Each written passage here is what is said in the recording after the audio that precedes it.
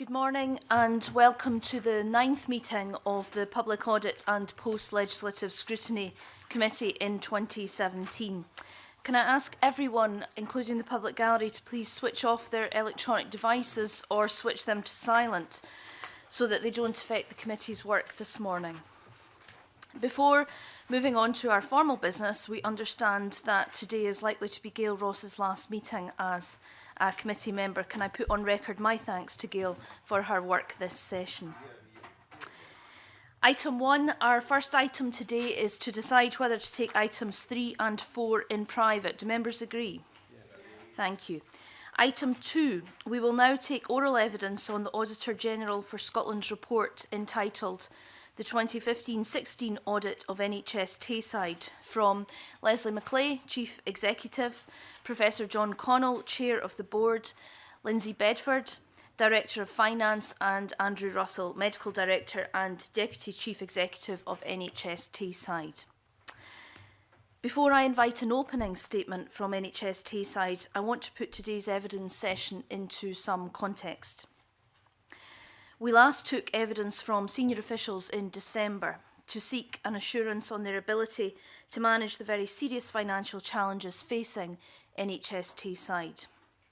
Since then, the picture has worsened in some respects. In December, NHS Tayside projected an £11.7 million deficit for this financial year, which would be met by loans from the Scottish Government. It did not anticipate any impact on the level of services provided.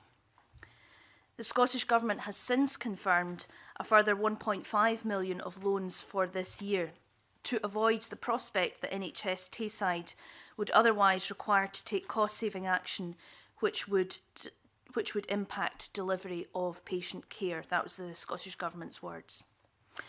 NHS Tayside has asked the Scottish Government for a further £4 million loan for next year. Indeed, that sum is already included in its draft 5-year plan.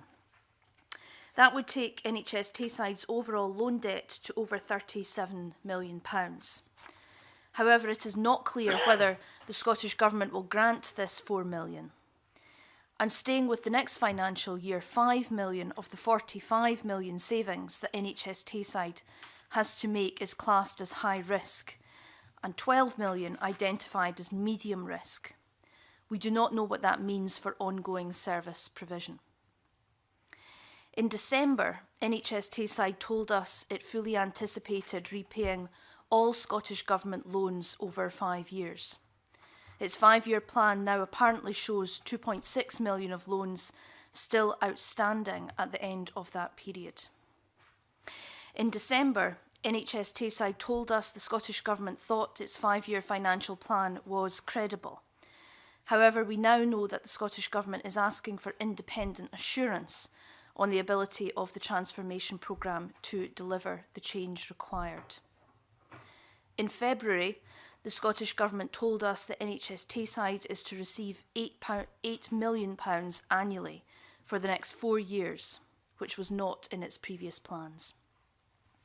All this, it has to be said, is within the context of NHS Tayside also having to make efficiency savings of around £175 million over the next 5 years. And finally, we know that senior Scottish Government and NHS Tayside officials met this Monday, and that one of the issues for discussion was whether patients in NHS Tayside could face longer waiting lists. Now, that is a brief summary of the current position. We will, of course, explore all these issues in depth until we are completely satisfied that NHS Tayside has a grip on the situation. And I'd like now to invite an opening statement from Professor Connell. Thank you, Convener. Firstly, I can thank the committee for the opportunity to make an opening statement. I know, as the Convener has outlined, that there are a number of issues you will want to cover this morning, and I and my colleagues will answer these questions transparently. And with that in mind, I will keep this statement brief. 2016-17 has been a pivotal year for NHS Tayside, and one in which our staff have continued to demonstrate their absolute commitment to high quality, safe and effective healthcare services for patients, their families and the communities. Our financial plan for 16-17 will deliver just over £45 million of efficiency savings for the whole system. This has been challenging, but our priority in that period has been, as always, that we will seek to ensure patient safety and patient experience. In that regard, I can assure the committee that our performance in terms of waiting times and patient experience has been maintained and in many instances improved over the last year. Very brief examples: we have an improved position on our 31-day and 62-day cancer targets, a much improved position in terms of delivering alcohol and drug treatments. We've maintained our position as the highest performing board in Scotland for 4-hour waits in accident and emergency. And indeed, when we compare our position with the other major teaching boards in Scotland, we're either first or second in 12 out of the 17 national standards. As you would expect, we have been in regular dialogue, and you've confirmed that, with the Scottish Government Health Department regarding our forecast outturn for this year and the future. And on the basis of these discussions, I can confirm that we have agreed to seek further brokerage of up to £1.5 million. That's in line with the forecast that Mr Gray gave you when he appeared before the committee in February. We have worked very hard over the last couple of months to ensure that there has been no impact on patient care and patient services, and it is against that backdrop that we agreed to seek the additional brokerage. Our difficulty in fully closing the savings gap reflects ongoing pressures on the challenge in reducing the level of delayed discharges within our system, which lies some way outside our full control, and on cost pressures in our prescribing budget.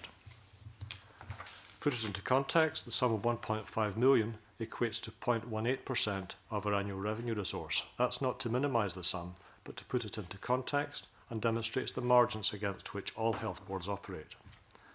We have submitted to the committee our 1-year operational draft delivery plan and our updated 5-year transformation programme, and we're happy to answer detailed questions on those.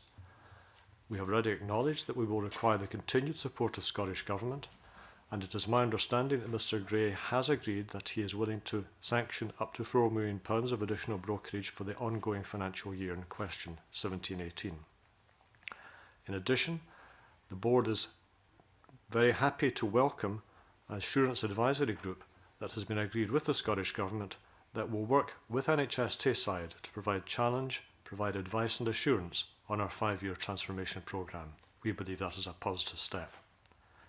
The wealth of experience of those in the group, led by Sir Lewis Ritchie, whom I have already spoken to, will bring further external perspective to the planning and delivery of our transformational programme.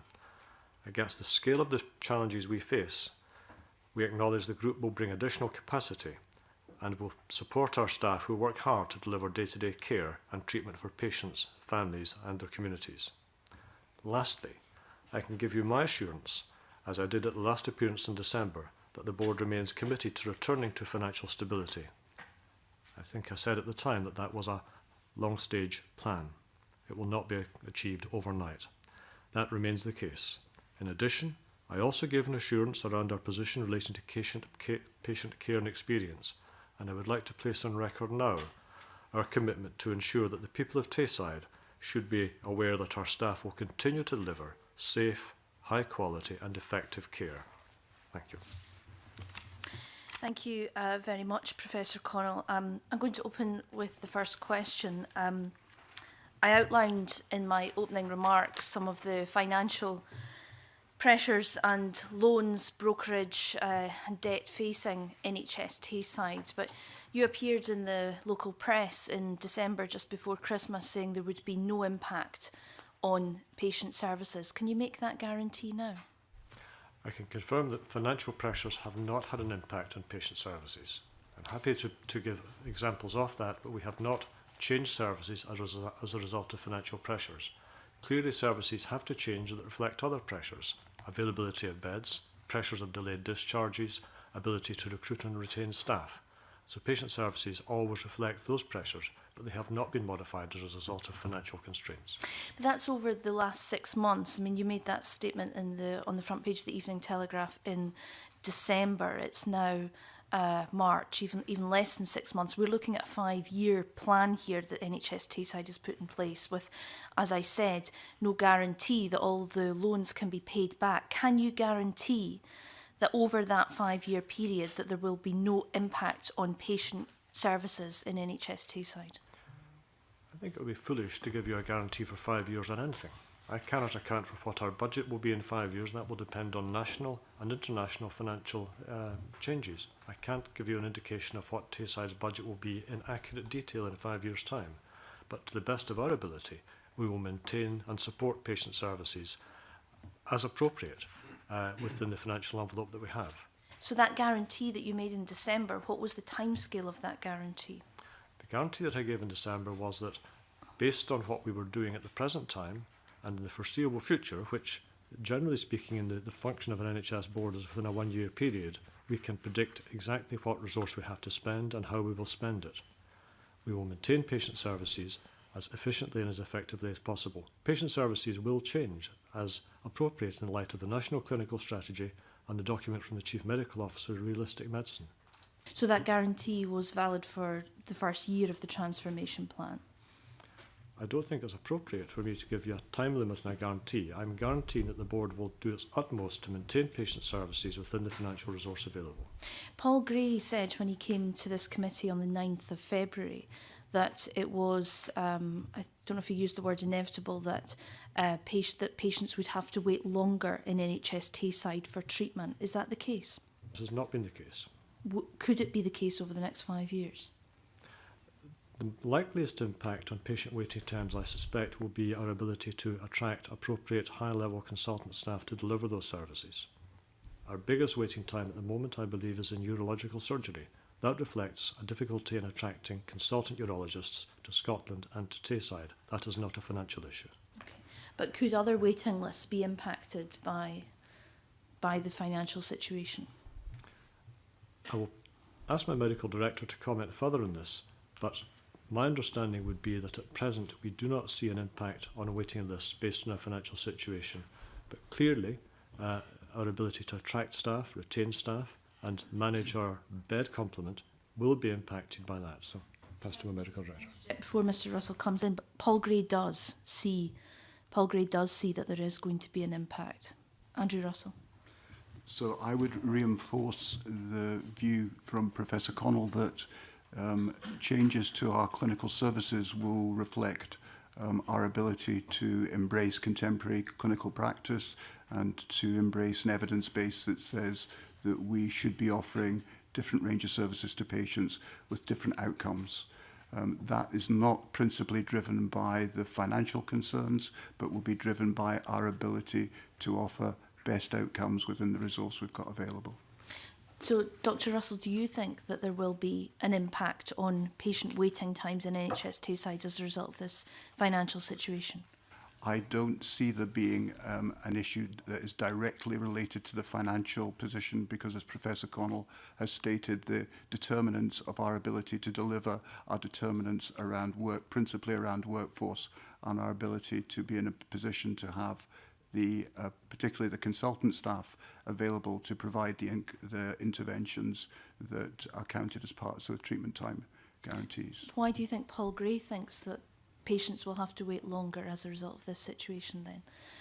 I wonder whether, and again I can't speak on behalf of Mr. Gray, and you may wish to ask for further detail from him on that. I would say that the position we find ourselves in is one that the availability of the workforce will be the principal determinant of our ability to deliver our service, and that will be focusing particularly around outcome.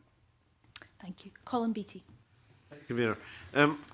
I've read through the year 1 and year 5 plan here, and I have to say there's not a lot of solid indications here as to how you're actually going to achieve the savings that you occasionally pepper throughout the document.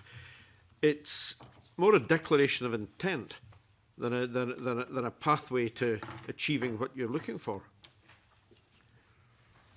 And do you wish me to comment on that, or is that a question? Well, I'd be interested to get your views on that.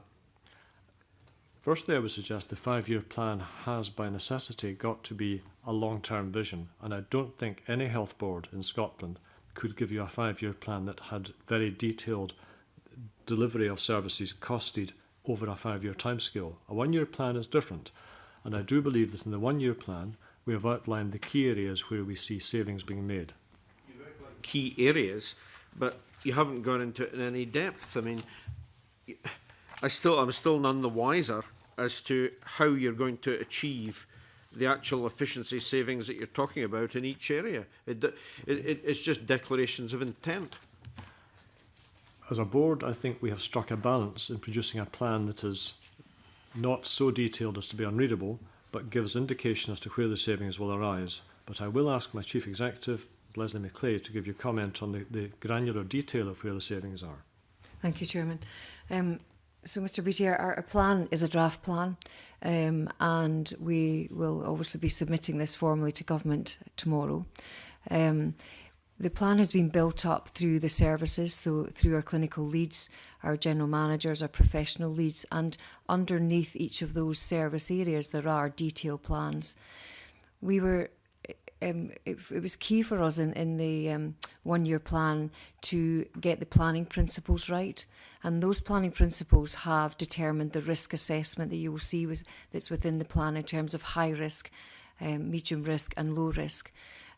As a board, we are discussing with government in particular our high risk areas, and we're also expecting to work closely with the assurance and advisory group on the detail of those high risk areas. So I think in summary what I would say is we do have detailed plans that sit underneath each of the service areas. We recognise the importance of working with Scottish Government and the group that will be supporting us in a bit more granular discussion around the high risk areas in particular, and after that we will then intend to publish the plan formally. Given the undoubted seriousness of this, this committee back in December asked for detailed plans. What you've given us here is a sort of as you said yourself, sort of headlines. Yeah. I mean, there's no way we can look at this and say, oh, well, you've got a decent plan in place and it's going to work. We can't. It just doesn't do that. You call it a draft plan. Who have you consulted on this plan? Well, this plan has been put together with our frontline staff and our managers and our clinical leads within the organisation.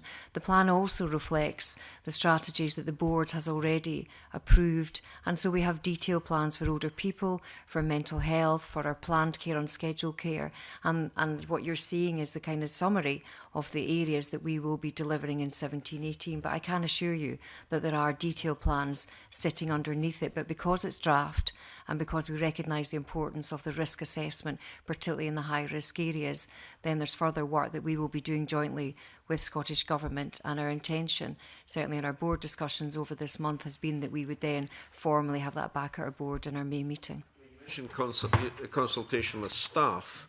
Have you had consultation with the unions and other stakeholders? Yes, indeed. Well, I mean, and they support this? If I may pass to my chairman who did the conversation yesterday, our Area Partnership Forum, in relation to the plan. Yes, the Area Partnership Forum has considered our financial framework twice over the last month.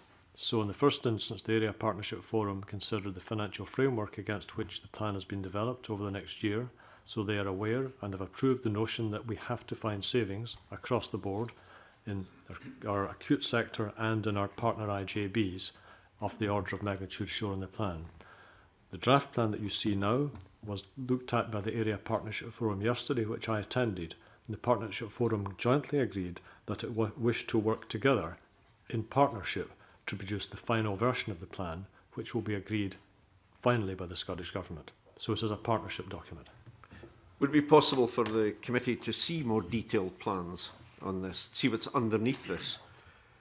Given that, given this is a very serious situation, and we have to ensure that we have understood the full position that you're in. Yes. I mean, just recognising that there's still draft, and there's probably some.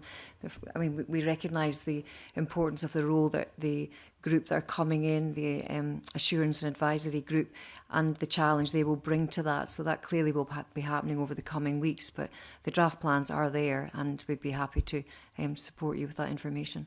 Now, in response to a question from the convener, you said that patient care would be unaffected by any of this going forward. However, on page 11 of your one-year plan, you say, for our patients, this means removing any elements of their care pathways that do not add value to their experience or outcomes. Can you give me an example? think probably I will ask the Medical Director, Russell, to answer that, but one area where we're clear that there is cost that is inappropriate within our patient service relates to our pain pathway, and that might be a good example.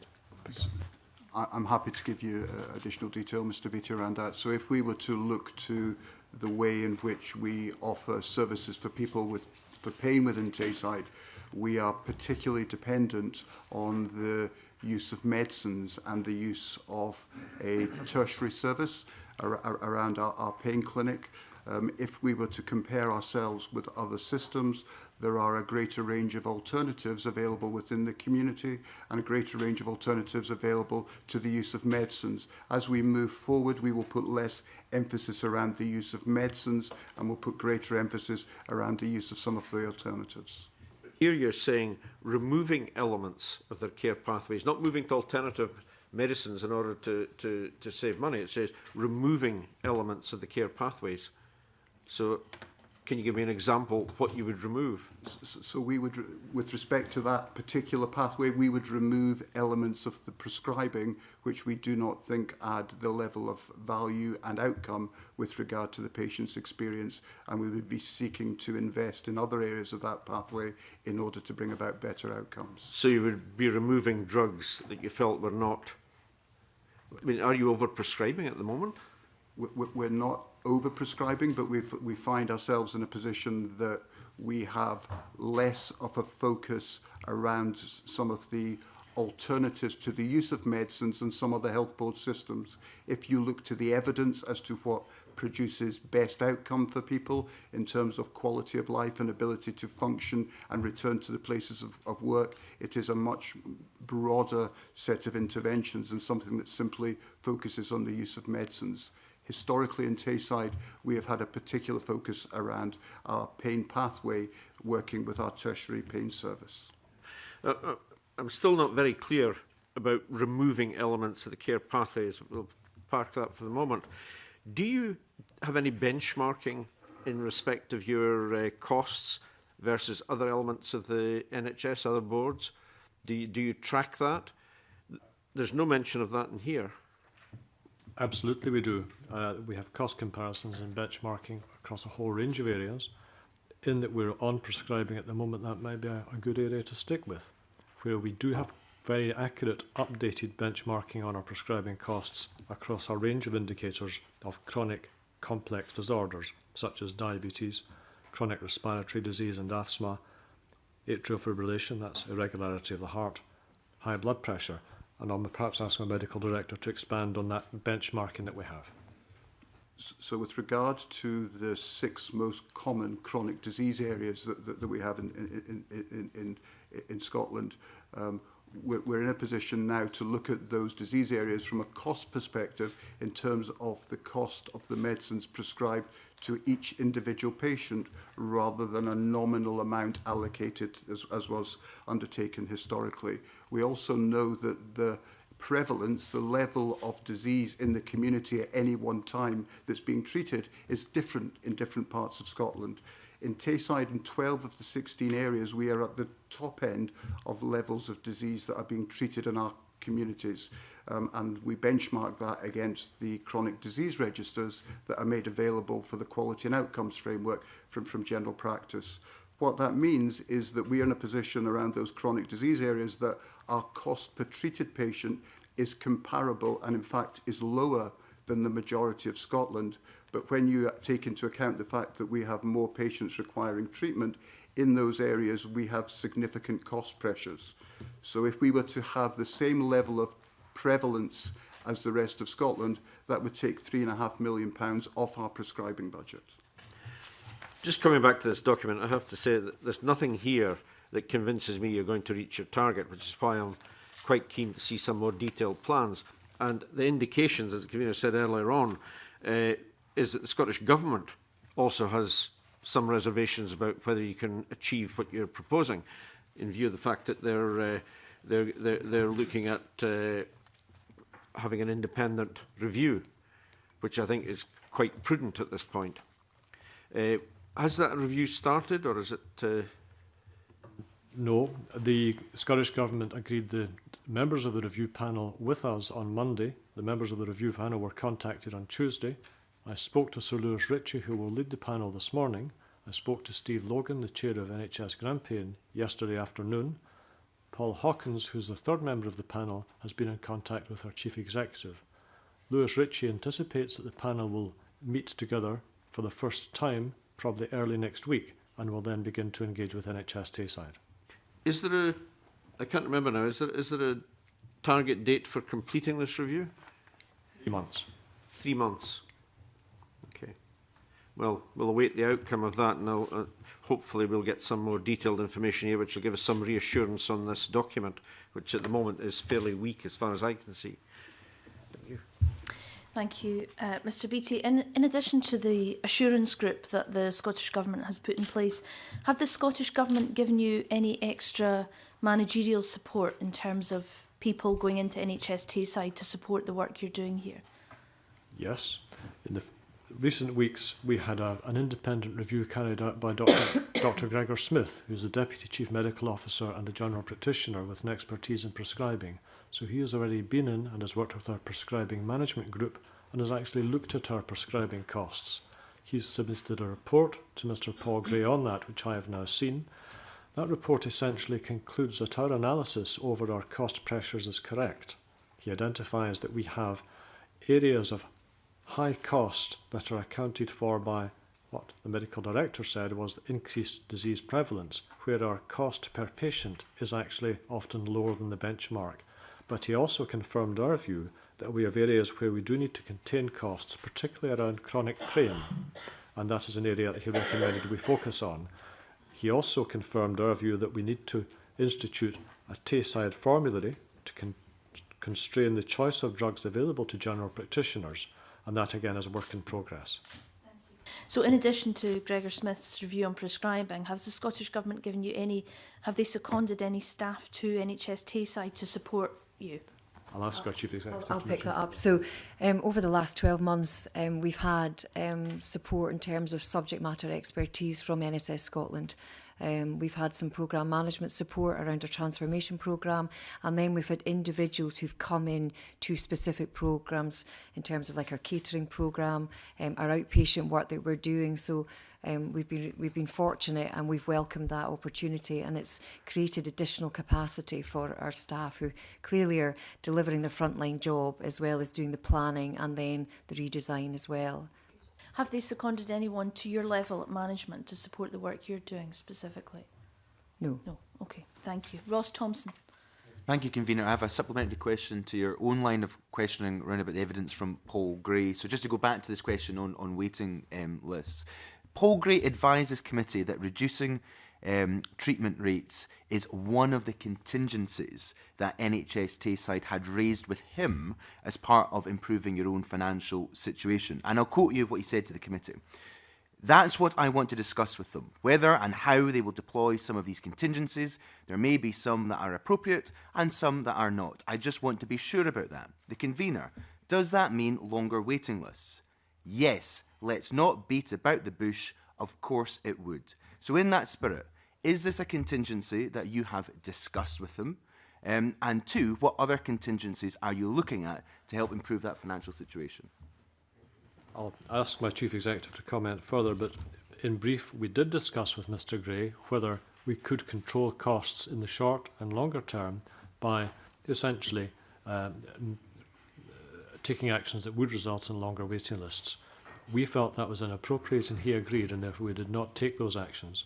Those actions would include closing theatres, reducing operation availability time, and making patients essentially wait longer for necessary surgery. We believe that to be inappropriate, and we still do.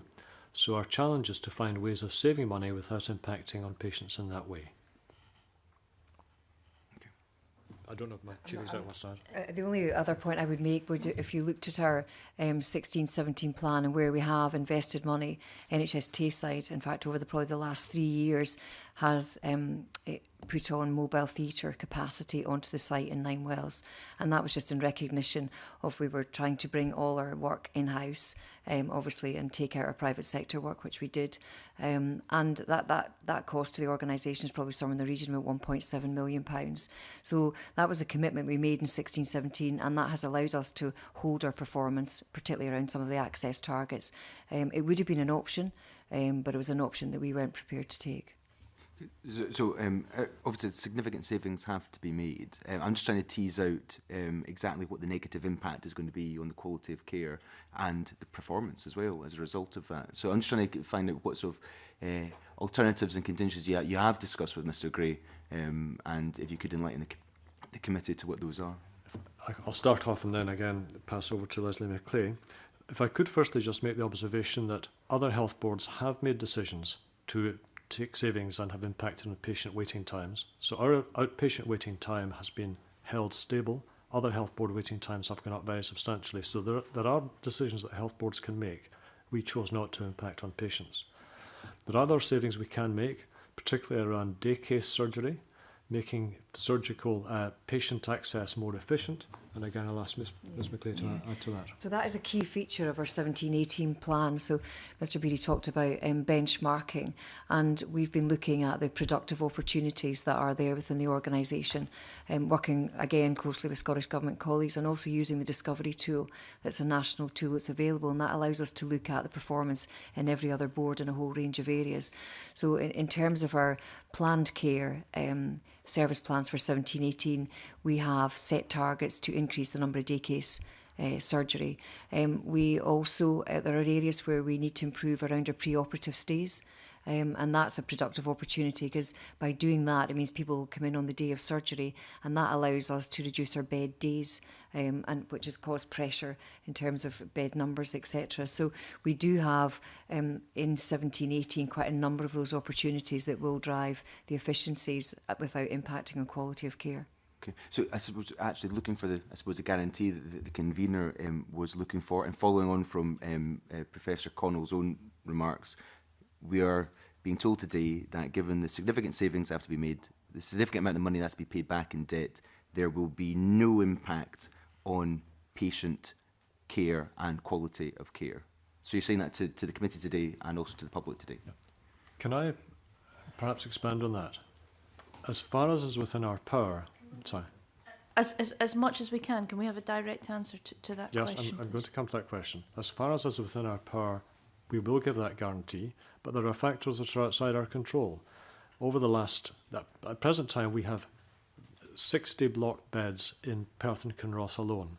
That means that we cannot have access to surgical beds for patients in the way we would like. If we could have those patients not in NHS beds, but as they should be in the community, we would be able to deliver much more efficiently on our financial targets and on our patient waiting times. So it is that factor rather than finance that constrains us. There, Professor Connell, is that's an issue for Perth and Kinross Council and the IJBs. That's an issue that has to be solved in partnership. Yes. Monica Lennon. Thank you, Convener. I mean, it appears to me that NHS Tayside is still very much in financial distress, but we've heard in evidence today that patient experience and waiting times remain fine. I want to return to staffing. Colin Beattie touched on it earlier. At the committee's meeting in Dundee in December, we heard from local trade union representatives, and it wasn't a pretty picture at all. They raised some serious points. Looking at these draft plans, I know you've said, Professor Connell, that the Area Partnership Forum was consulted yesterday and everyone is on board. But there's going to be a real sort of pressure on staff to try and achieve this transformation, which you say is vital. So can you give us more detail about the consultation and what partnership actually looks like on the ground? Who is on the Area Partnership Forum? And did anyone at all raise any significant concerns which echo what we heard in December about low morale? Okay, I'll pass to Leslie McClay to give you a full answer on that. But I was at the Area Partnership Forum yesterday, and obviously staff partners are concerned about the impact of the financial plan in terms of what will this mean for staff, their jobs, their ways of working, how the savings will be delivered. And so the Partnership Forum agreed that this would be developed jointly with them. As our Chief Executive said, this plan is an evolution and therefore it will be developed as a partnership. It will be owned by the Partnership Forum. In terms of consultation and relationships with our staff partners, I'll pass to Leslie McLean.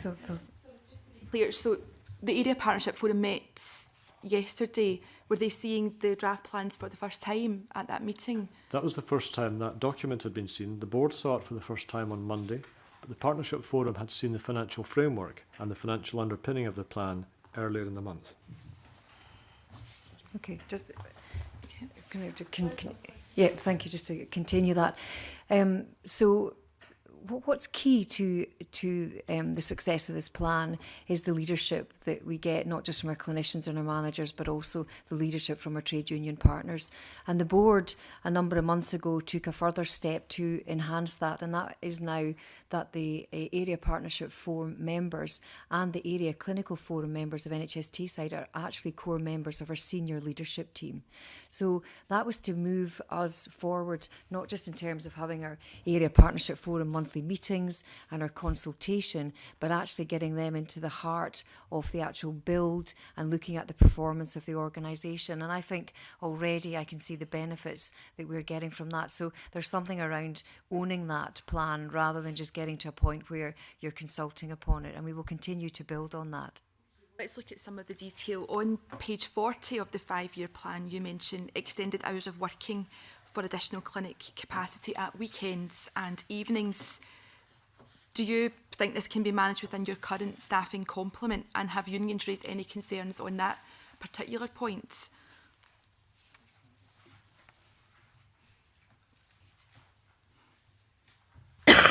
Excuse me. Page 40 in the 1-year plan. Page 40 of the 5-year plan.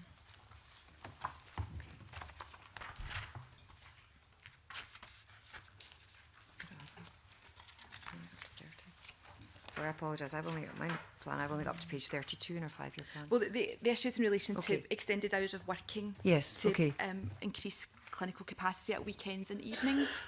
So what have the trade union said on that point? Are you confident you can manage that within your current staffing complements? So 7-day working has been a key feature for the board over a number of years, where we've increased our access to diagnostic services so that patients are getting timely access at weekends, where our AHP services in particular, and often over the winter months, are actually there. They develop kind of rosters where we have our staff rostered over a 7-day period. So that development is something that is core to the board, and we will continue to work with. Of course, in any of those changes, we would do full consultation with our staff, and that would be done in partnership. But there clearly are a number of areas where we would strive to provide provision over 7 days. Okay.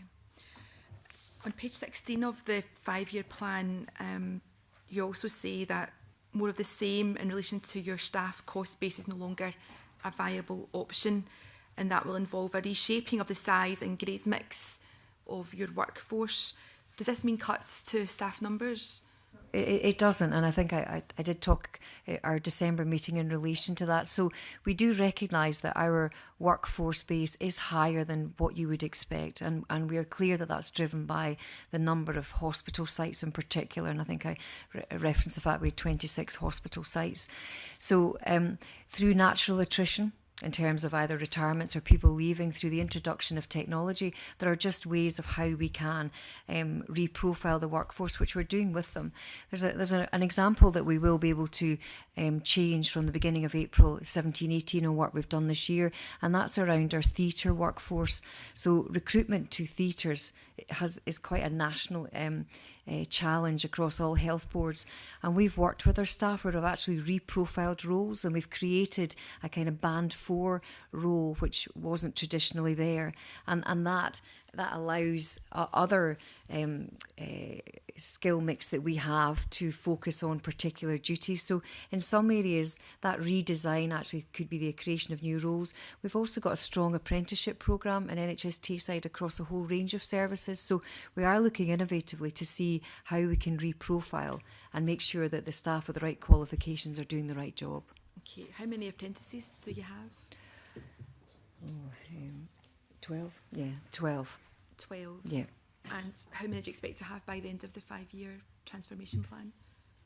So I don't have that information available to me, but I could certainly Well, another get question, that back I to you. guess, is what will this reshaped workforce look like in 5 years' time in terms of numbers? Is it going to increase, decrease, stay the same?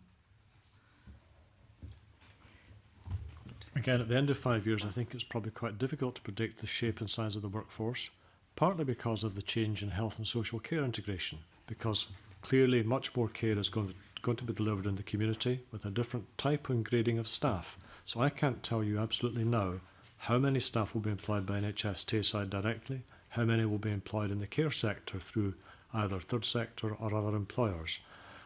I wouldn't anticipate a major change in the number of staff employed in core services, but the type of staff may well be because of changes in technology, changes in medical practice. So it would be foolish for me to say there will be no change in the total number of staff. It may be higher, it may be lower, and the distribution of staff between hospital and community undoubtedly will be different.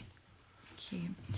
Perhaps we could look at agency staff. In previous sessions in this committee, we've looked at the 39% rise in spending on agency staff, which I think you'll all accept is extremely high.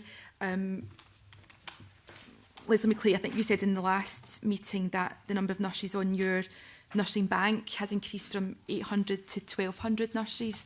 Can you give us an update today on what the profile looks like, and has use of agency nursing increased, or Sure, is it more I'd manageable be happy now? to do that. Our nurse bank numbers have increased. In fact, I think the number I saw over the last week was taking us into the region of about 1,300 nurses that are on our bank.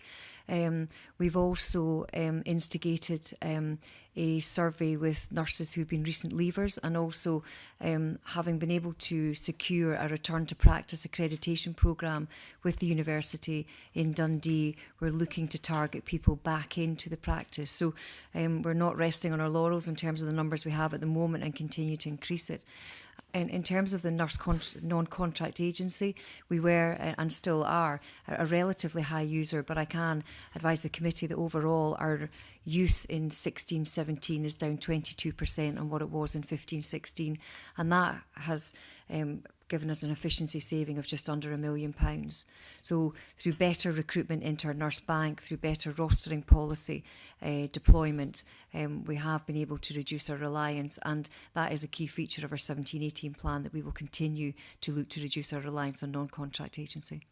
Okay. So what lessons have been learned in terms of the circumstances that led to that spike, that huge increase in spending on agency nursing? You know, it surely didn't happen just by accident.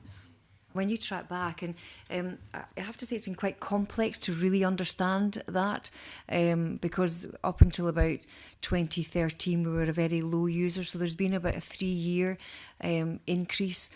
I mean, part of it undoubtedly reflects the challenges in terms of nurse recruitment, and also we are working really hard to understand the flexibility that our staff want, and look to see how we can deploy employment contracts for them that are as family friendly, and recognising, I think, also the age profile of our workforce, which we have quite a high proportion going into the 50 to 60 age group, and looking to see how we can again create a kind of work plan for them, maybe in the last 5 years, to support their continuation in employment. So it's something that we will continue to work hard at over the next 12 and 18 months.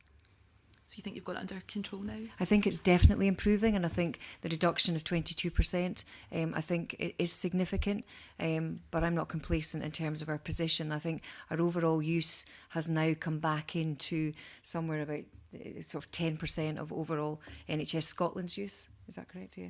Yeah. So last year for the whole of Scotland, we probably accounted for about 23-24% of the nurse agencies, non-contract agency spend. If I look at where I expect to finish this year, I expect to be around about 15 or 16% of Scotland. But if you look at the month of January alone, then Tayside was at 10% of Scotland. So it's very clear that the action that we've taken since December is changing that pattern of use. Okay. I mean, you've talked us through before savings that will be realised through the disposal of surplus assets. Indeed, you've talked about what will happen over time as hospitals close. I see from the update that we've had that you've managed to sell a couple of properties since we last met with you, including the Murray Royal, £550,000. Is that what you expected to get for that property? Mr. Bedford, I think. It's lower than the original estimate from a couple of years ago. But what's that, Mr. Bedford? I think, as we all recognise, with all property sales, it is open to market forces. The Murray Royal, as with all property sales, it is complex. I had a historic Grade A listed building on it, and clearly the market for picking up these types of sites, recognising this probably significant investment that developers will have to make, kind of markets it limits that market. I understand the pressures on developers in development finance, but I just wonder what you were expecting, taking all of that into account, what you were expecting to get for that property. Yeah, the original estimate was around about 1.5 million. 1.5 million, okay.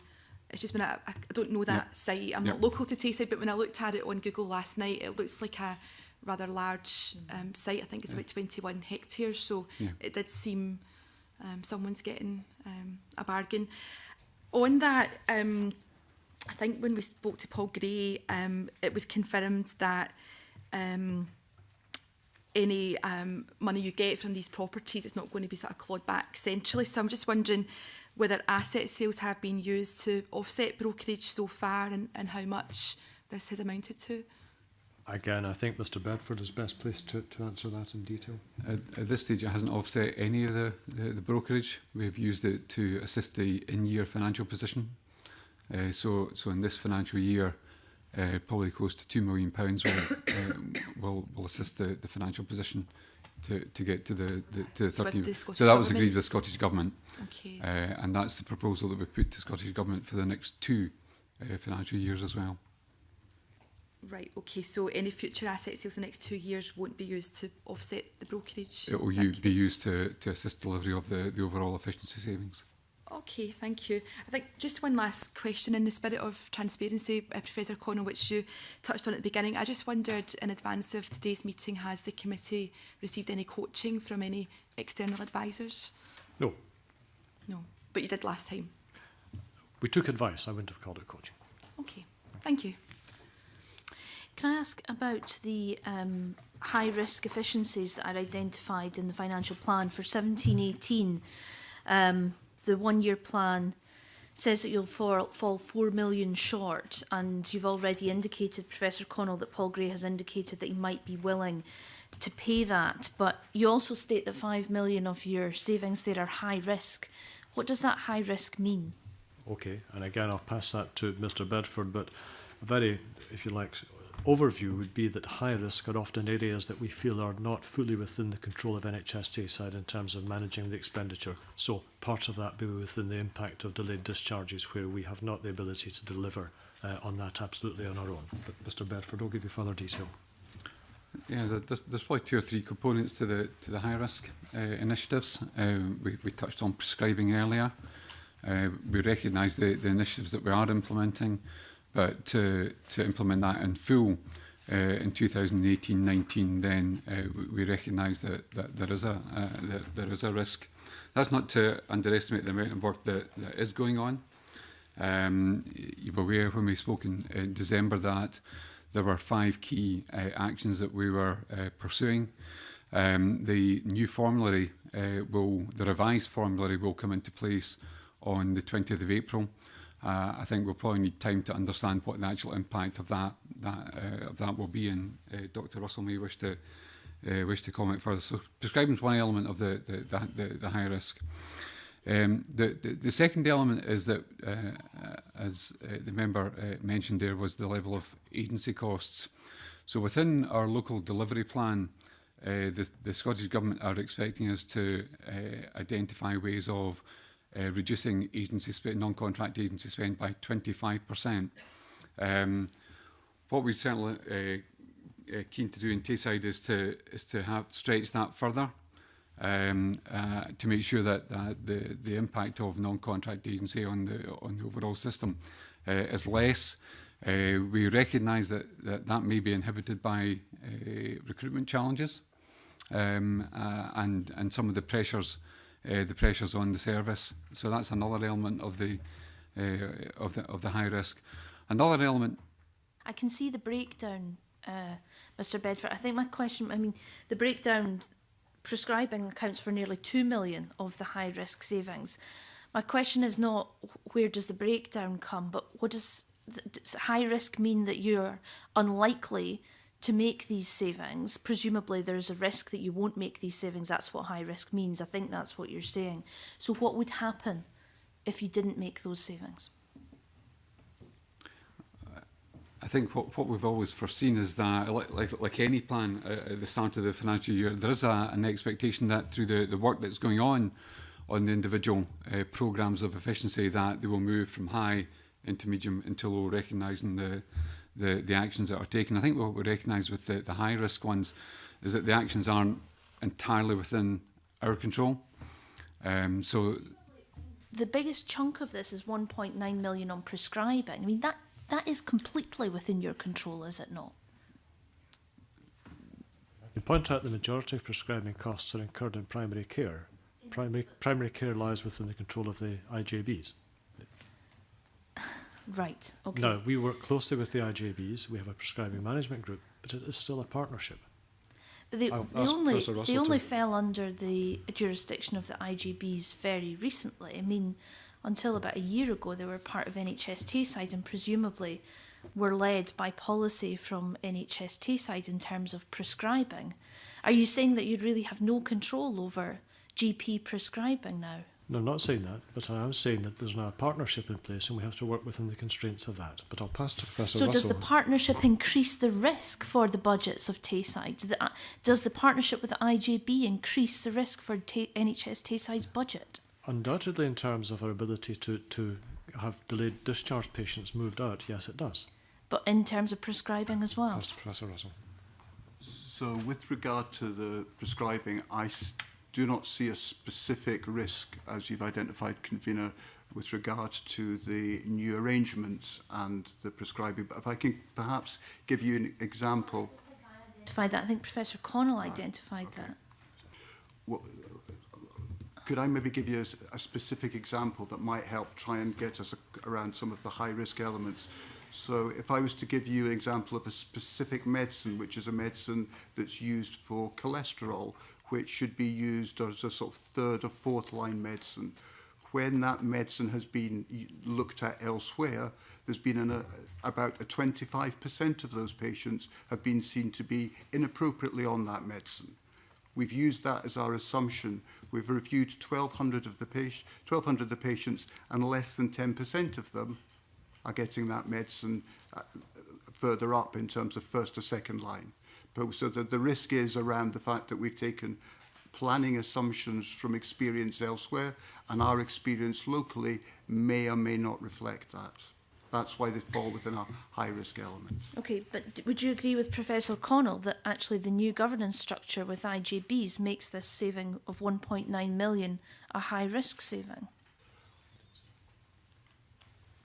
I perhaps would let Professor Connell just clarify exactly what he meant by that, Ms. Maher, but certainly from my perspective, I don't see the new arrangements directly impacting upon that. No, My comment was principally in relation to delayed discharges, where it is undoubtedly the case that the IJBs have a key role to play in helping us move patients from acute hospital sites into the community.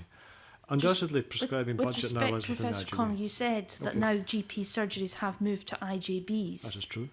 And that was in response to my question about the high risk. Well, I apologise if I misled you. I didn't mean to, but there is no doubt that primary care is now within the IJB. The primary care prescribing budget lies within the IJB budget. So the saving that is set against prescribing within family health prescribing is against the IJB. But you And therefore said- we need to work in partnership with the IJB to achieve that saving. But you said you don't have complete control over that because it is now in the IJB, but it's within your budget that it becomes a high risk saving. So I think what you're saying is the governance structure is actually making NHS Tayside budgets more precarious.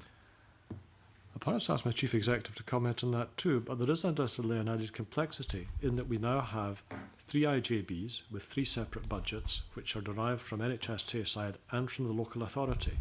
And therefore the governance of that does become more complex than the governance of a single unitary health board. That's undoubtedly the case. But that's the Chief Executive. Yes, I wouldn't disagree with that, and I think, as you indicate, Convener, we are just closing out year 1 of the new governance arrangement. So we, as a system, if you go into our 1-year plan, our planning principles are that we will work as a whole system. Our transformation programme is whole system, and that crosses all the services that are devolved into the integrated joint board partnerships. But yes, there is a layer of complexity that is now there that we need to ensure that we work through. On these savings as well, there are no savings identified at all on regional working opportunities. But you will have read, as I did in the Courier yesterday, about the situation about the exchange of information between NHS Fife and Tayside, and there's a lot of duplication in that process. Presumably that is a cost, that duplication is a cost to NHS Tayside. So why is that not identified as a saving in this table? Pass to Ms McLean.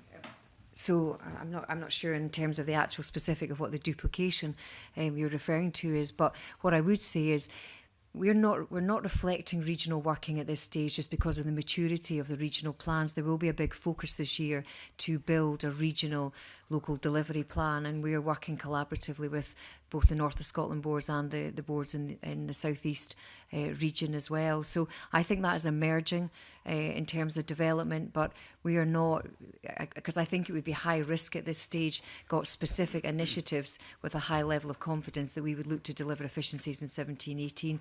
In our service plans, you will note that there is a section that talks about regional or national perspective, and that's either to reflect some of the national initiatives or reviews that have been concluded. So one would be the National Burns Review that will go to implementation, I believe, over the next 6 to 12 months. So there are initiatives coming through both at national and regional that will feature in our plan, but they're not there concrete enough in terms of our confidence to take efficiencies from our budget.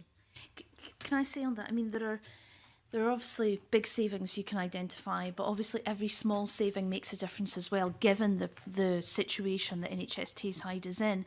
And I hear from constituents as well that there are cost savings that could be made. For example, Action on Hearing Losses project to fix people's hearing aids in the community. NHS Tayside this year has refused to fund that, despite the fact that it's evidence, independent evidence, projects that it would make £87,681 of savings for NHS Tayside in the audiology department. So why are these proposals being blocked when the independent evidence shows savings like that? I can share this paper with you. I'd be more than happy if you would, and I think in relation to that, I mean, our service plans are built up from our clinicians and senior managers in each of our specialist areas, so I don't have the detail on that, but I'd be happy to look at that. Mr Bedford. Probably just to give a bit of clarity, I think we've touched on earlier that we have to submit a draft local delivery plan by tomorrow. It is a draft. I think that recognises the regional planning and delivery of services work that will go on, and we're being asked to submit final local delivery plans in September of this year, which will look for regional planning and delivery aspects to be more fully developed. So there will be more aspects that we'll bring forward as part of the plan, but whether they'll have any kind of cash releasing saving in 2017-18, then that will come to fruition over the next 6 months. Thank you. Alex Neil. Thank you, Convener. Can I just begin by just putting it on the record? In Annex B, Paul Gray says that there was never a proposal to create a for-profit agency within NHS Scotland to deal with agency nursing. That's not quite accurate, because when I was the Cabinet Secretary for Health, the then Chief Executive of Grampian was working in a project to bring the organisation of agency nursing in-house, given the cost of agency nursing and some of the big profits made by the outside agencies. We felt would have been better reinvested in the health service rather than going into the pockets of the shareholders of agencies, just for the record. Before I go into questions, can I also just put on the record as a former Cabinet Secretary for Health that we're not here we're not questioning at all, and I certainly wouldn't question the clinical performance of NHS Tayside, because for a long number of years now, the clinical performance, particularly in areas like accident and emergency of NHS Tayside, has been one of the best in Scotland. So I think it's only fair to put that in the record. What we're talking about this morning is the management of the resources, particularly the financial resources. And obviously one of their concerns is to make sure that that clinical performance isn't adversely affected by how we manage this particular problem. Can I turn specifically to the 5-year plan? Clearly, an objective of this 5-year plan, the key objective in some respects, is for NHS Tayside to repay its brokeraging to the Scottish Government and to make significant savings. And when you add those two figures together, it means that over the next 5 years, you effectively have to make efficiency savings of £210 million, which by any standard is a substantial challenge. Can I say, when I read the financial projections in the 5-year plan, I thought they had been written by Mystic Meg, because it was a bit of thumb in the air, let's hope for the best, but I didn't actually see evidence of a strategy to get to £210 million.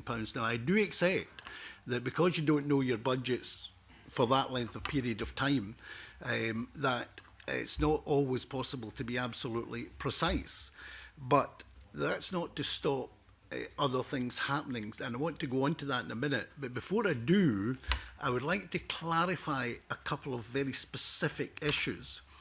In your opening remarks, Professor Connell, or in answer to a question earlier, you said that the savings amounted to about 1.8%, I think you said. Of 0.18. The 1.5 million additional brokerage for 16-17 right. was 0.18% of our revenue resource limit. Right. But over the 5-year period, in the 5-year plan, there are actually two figures. One is, over the 5 years of the plan, approximately £210 million of efficiencies are identified as being required. This equates to 5.8% of the revenue limit. But it then goes on to say this savings target incorporates over the 5-year plan close to 1.3% to be returned to the Scottish Government to repay the brokerage. So just to be right, over the 5 years, we're talking about 5.8% of the revenue budget, and obviously you don't know precisely what your revenue budget, that's your estimate of the revenue budget. 5.8% of the revenue budget will be required to repay the Scottish Government the brokerage and to make the savings you need to make. Is that right? Yes. Okay. The second point I want to clarify on page 30 of the 5-year plan, because this is a bit of gobbledygook that I don't understand unless I'm missing something. It says, in delivering on this agenda, a focus on delivering a step change in mindset and focus is required that will see the organisation transform. How do you focus on your focus? I think we have to hold our hands up and say that should have been written better. I think there's a redundant focus within that sentence. Right, okay. But you can see why we're a bit sceptical about the plan. I just picked that as one example. There are many others. Can I raise two specific points about the plan? When you're writing a business plan, and like Mr. Beattie here, before I came into this place, spent a lifetime writing business plans for organisations of big organisations and small organisations. The first thing you do in any business plan is you forecast the demand for your services, because without a proper forecast of the demand for services, you don't know what it is you're going to deliver. And forecasting these days in the health service particularly can actually be quite accurate with all the softwares available. Where is the forecast? And can we get the forecast for demand for your services over the next 5 years? In brief, we do have that. We have a clinical strategy for 5 years which looks at the demographics of the population, the anticipated shift in demographics with ageing and movement within Tayside, and disease prevalence and demand for service. So our clinical service strategy is built around the anticipated demand and the anticipated change of service from the acute sector into the community. That's not embedded here within the 5-year plan, but as a sister document. I think it would be very helpful if it was embedded, actually, because when you're looking at the veracity of a plan, the starting point is the veracity of the forecast. And I think it would be helpful if we saw that, because we would then know what services you actually have to provide to meet the needs of your population. And I think if we could get a copy of that forecast, I think that would be extremely helpful. The second thing is, and I fully understand the point about you don't know your precise budgets beyond basically next year. I fully understand that point. But are you doing scenario planning? For example, very clearly, if you look at the totality of the comparative costs right across the board under each of the services, acute, community services and so on, in terms of prescribing, I would have thought clearly, and I think you've recognised to some extent, that prescribing is an area where if you were as good as the best board in Scotland, you could potentially save a significant amount of money if you're able to do that. And this is where we come back to the forecast of demand in your area.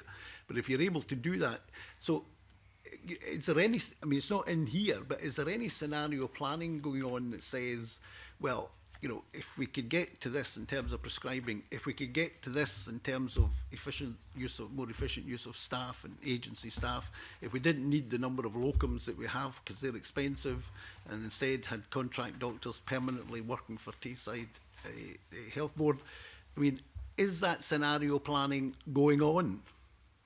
So the Chief Executive and Mr Bedford around what modelling we carry out. Mr Neely, yeah, you're absolutely right. So when you ask that question, my response would be that there is a level of detail of that planning going on, particularly with the health and social care partnerships, and the services are managed by the acute sector from the board. So I've got 4 chief operating officers, and they are working as a collective. So there's planning that is evident in the health and social care partnership plans in the reduction of emergency admissions. And also, we've talked quite a bit already today around delivering on the 72-hour standard of patients' wait time, where those that are clinically fit are discharged to the appropriate location within 72 hours. So the IGB partnerships are saying, well, we think we can reduce the number of emergency admissions by X, and by their new home care infrastructure, home support, community infrastructure. That then allows us to look at, well, what would that mean for the bed base in the likes of 9 Wells or PRI, and how could we then redesign that bed base? And part of that will be reducing the number of beds and being able to transfer monies out to social care as well. So we're looking at emergency admissions and the impact and how we could redesign. We're looking at the length of stays, because there's a number of beds, and I think we have 119 patients just now who are in that clinically fit status, but actually are in an acute or mental health or learning disability inpatient bed. So if that wasn't there and they were delivering on the 72-hour, how could we then develop and deliver enhanced services? So I have, in the planning principles in the 1-year plan, for the first time, I've put in a statement that talks about the delivery of the reduction in emergency admissions. Now I think we're quite early in that journey, but I think the new form partnerships, and because we've now got integration health and social care, I think that will allow that to mature. And I've also said, I think in terms of the reduction in the number of occupied bed days, these are things that we will then be able to take costs out, the kind of infrastructure, some of which is ageing estate, and we'll be able to redistribute that money. There'll be efficiencies there, but also in terms of enhancing community and primary care. So it is definitely evolving. And I suggest then for the 5-year delivery plan, to have credibility when you read the plan, that kind of scenario planning, which eventually should lead to a strategy, obviously, in each area and an overarching strategy, needs to be in this plan because, you know, and to be fair, you know, I have the same criticism of the national so-called delivery plan. It's not actually a delivery plan because it tells you where you want to get to, but the whole point of the plan is it doesn't tell you how you're going to get to. You know, we won't get there by jumping in the number 9 bus in Dundee. We need a plan on how we get there. So I think you need to incorporate that for this to be called a proper delivery plan and to have the credibility. Because at the moment, as you read it, it doesn't tell you any of that. It doesn't tell you, you know, we could have written this 3 or 4 years ago about where we want to get to. The issue is how are we going to get there because we haven't to date managed that. And what are the benchmarks? You know, in 3 years' time, what's the benchmark? 4 years' time, 5 years' time, what are the benchmarks in terms of measuring progress? £210 million is a lot of money to save.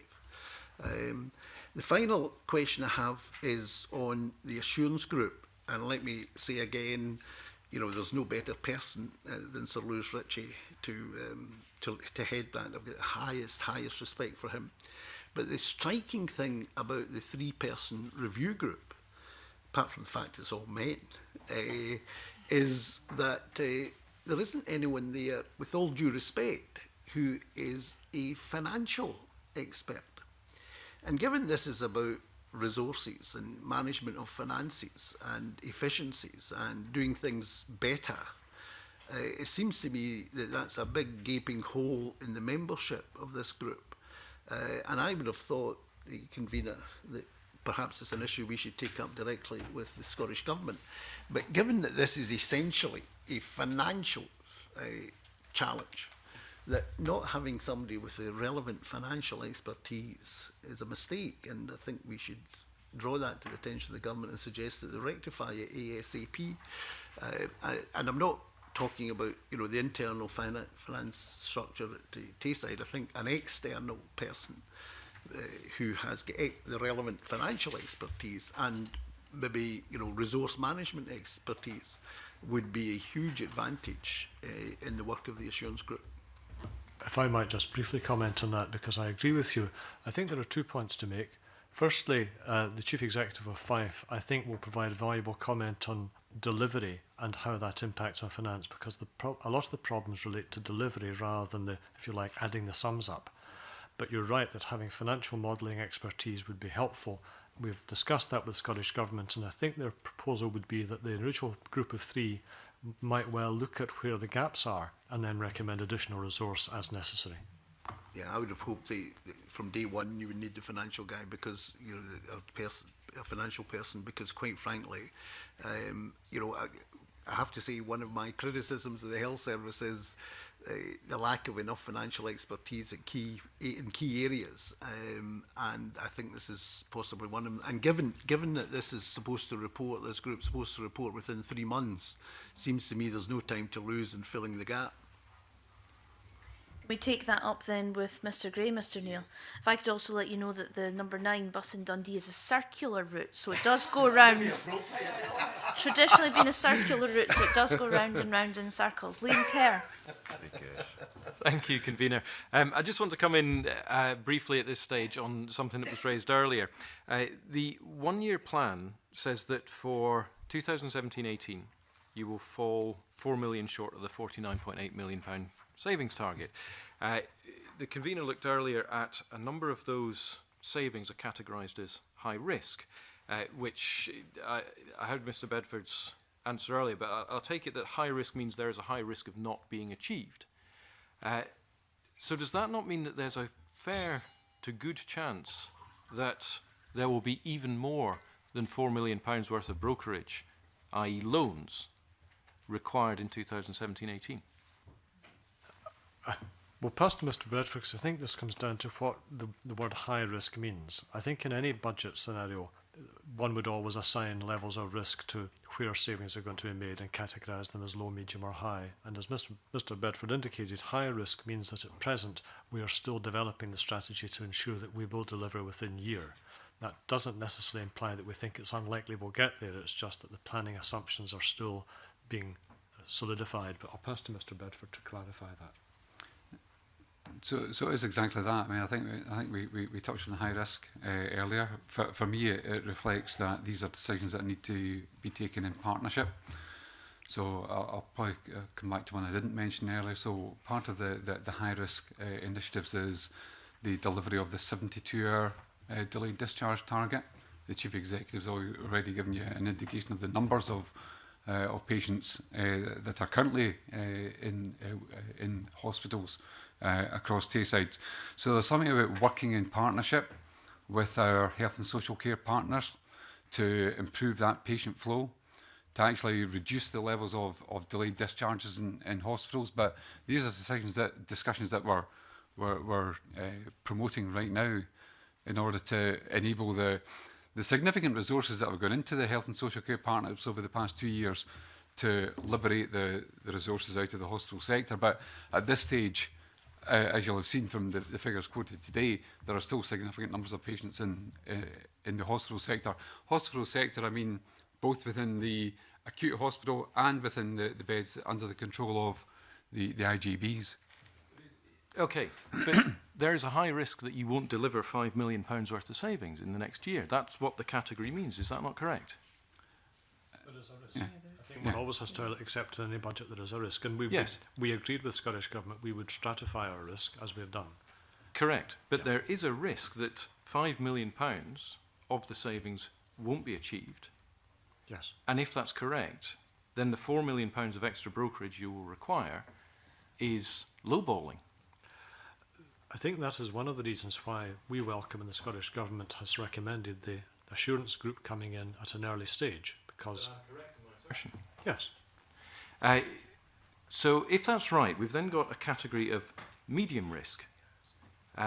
So what are the prospects of achieving medium risk savings? I'll pass to Mr. Bedford to clarify that. Yeah, so if I reflect on previous year's financial plans, there's an expectation that medium risk will migrate in the early part of the year into low risk and will be delivered in full. Okay, so for the record, you project that over the next year you will deliver 100% of the medium risk efficiencies in this table, £12 million. I think you'll probably end up seeing it's a bit of a mixture. I think you'll see some of the high risk going into medium and into low. Will they be delivered, the savings? That's the discussions that we're taking forward with the chief officers of the three partnerships and the acute hospitals unit. That's the discussions that we're promoting. You talked about the previous years. How much of the medium risk targets were achieved for savings in previous years? Yeah, in the main, medium risk does migrate. How many were achieved? In terms of 100% of the savings targets that were classified as medium risk were achieved? I don't have the figures here.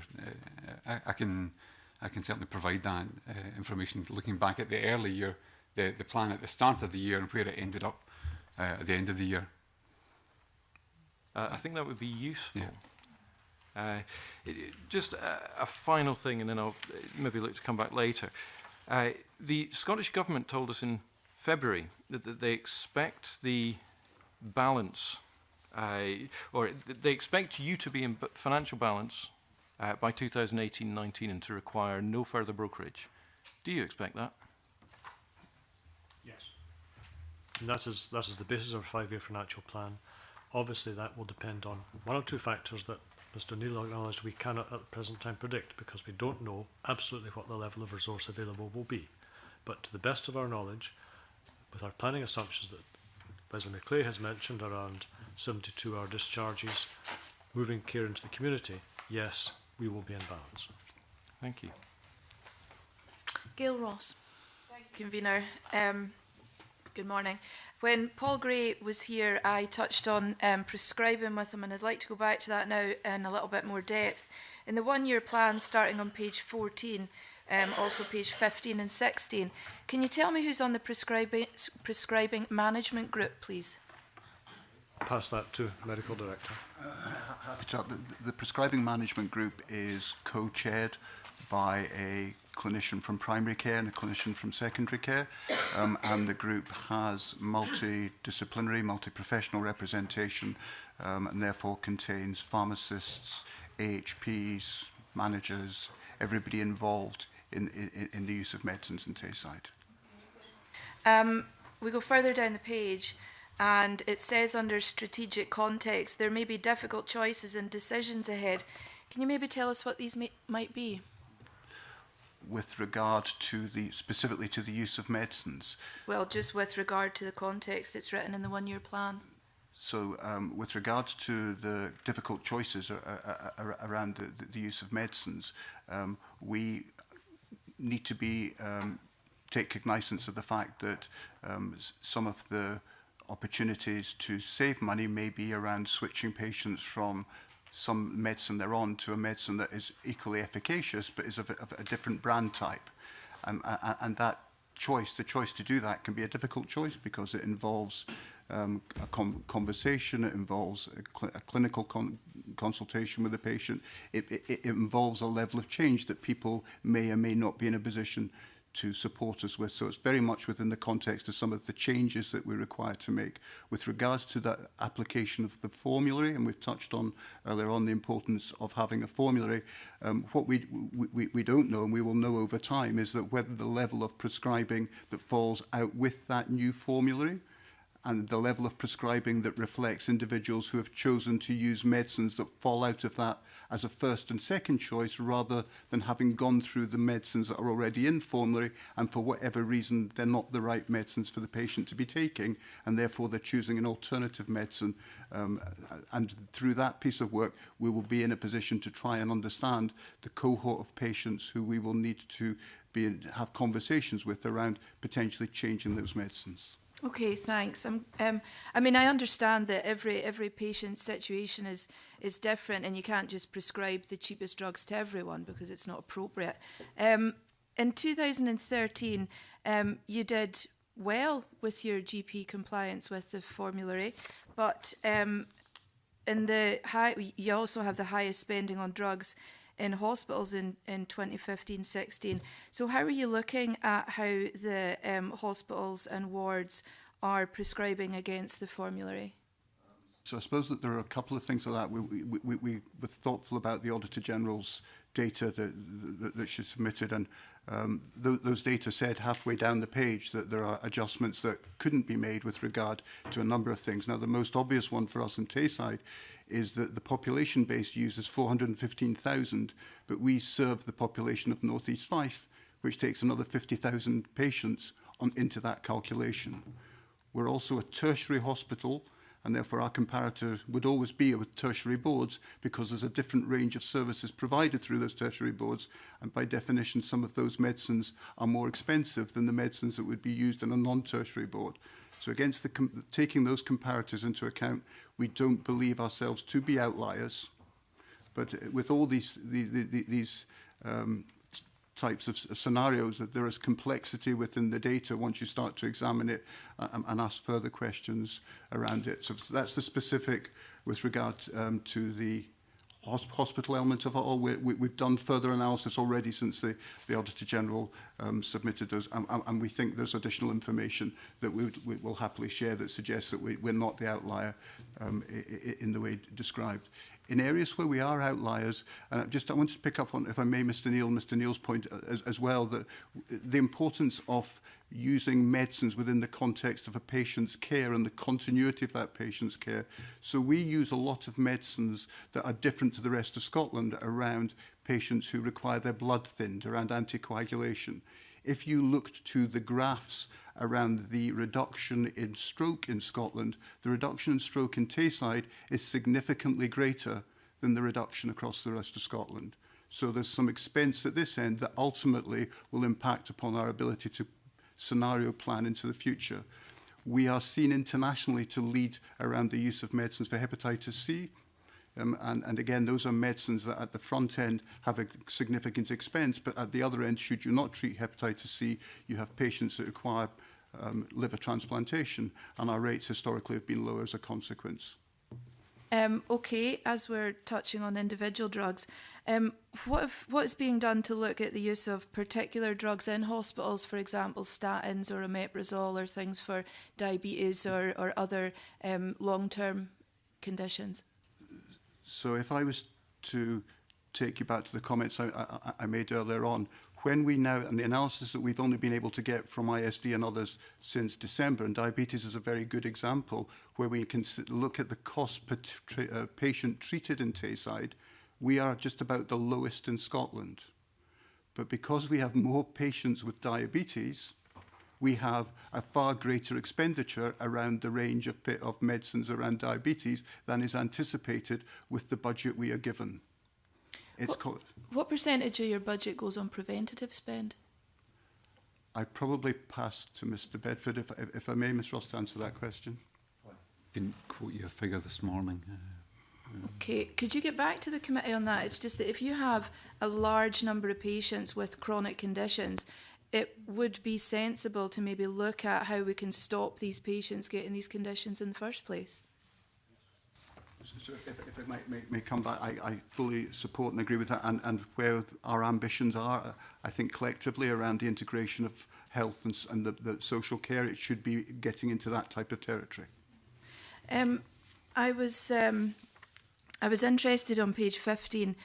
You have 5 challenges and quite a lot of subheadings under these challenges.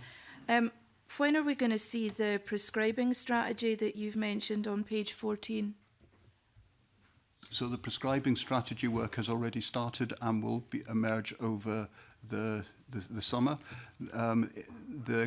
It begins to talk in terms, as I've tried to describe earlier on, around the use of medicines within the context of an overall disease, rather than simply looking at medicines in isolation, and recognising that in creating some individual efficiencies in that budget, the totality of the spend and the outcome for patients may be poorer.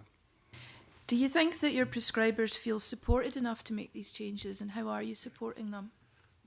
So the prescribing management group works, first of all, in very close liaison with our professional advisory structure through the area medical committee, the GP subcommittee and the consultant subcommittee, all of whom are on board and around that.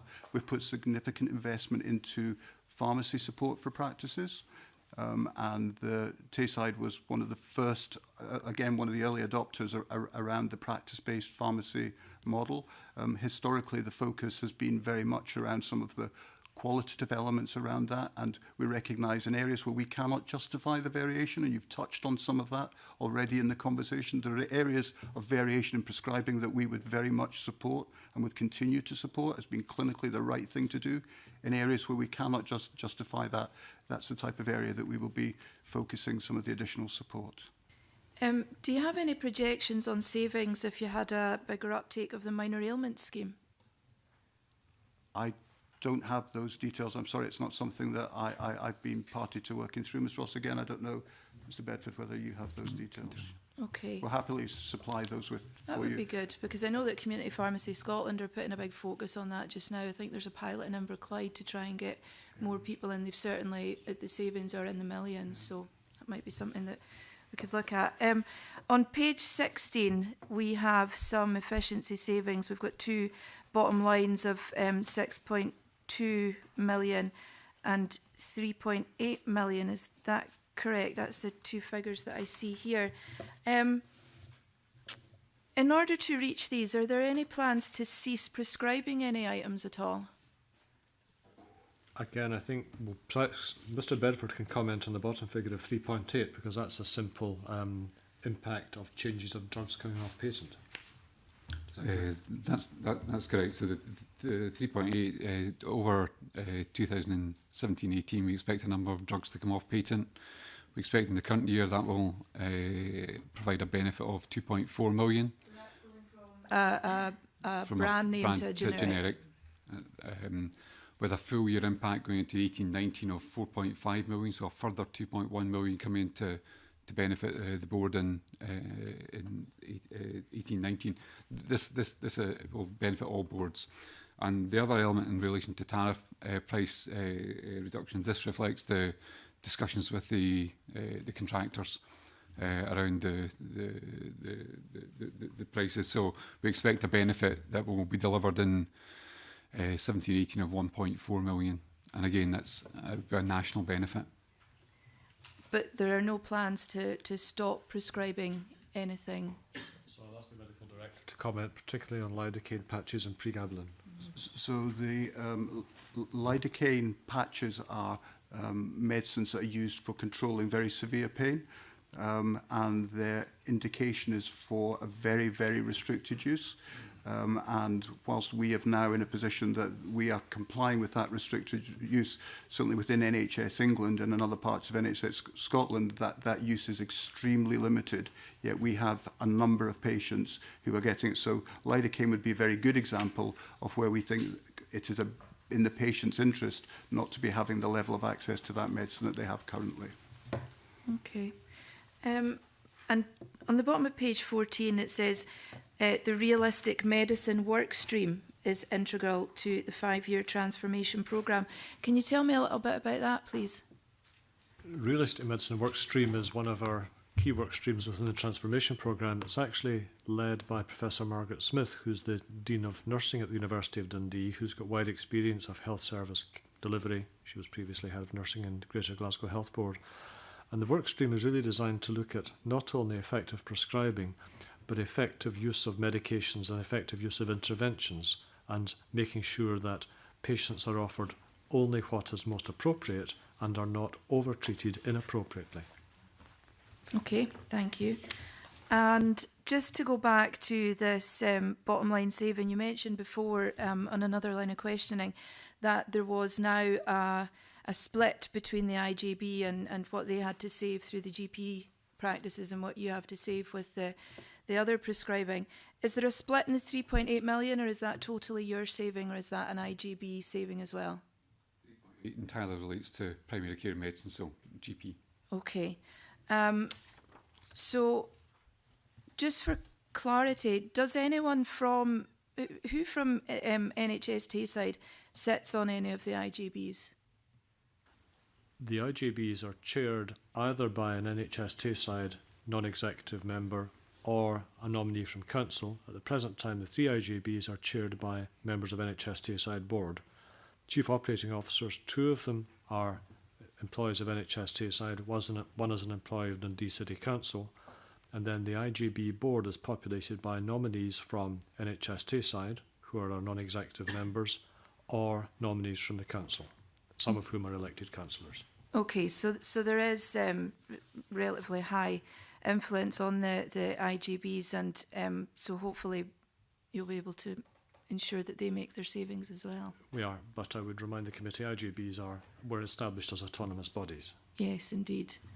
I just hope that if the total savings are not made, that the IJBs won't be used as a scapegoat, but it's good that if you're controlling them, then that won't be the case.